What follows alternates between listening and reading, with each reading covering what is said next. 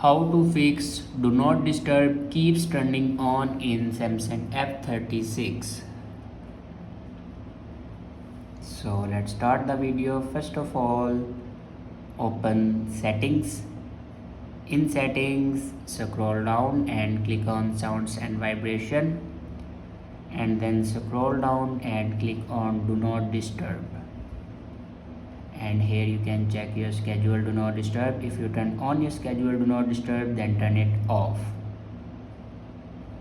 After turn off your schedule do not disturb, then go back and scroll down and click on software update. Now here you can check your latest version will be updated or not. If it doesn't update to latest version, then update it to latest version. After update a latest version, then go back and click on general management and then click on reset. Now click on reset all settings and then click on reset settings.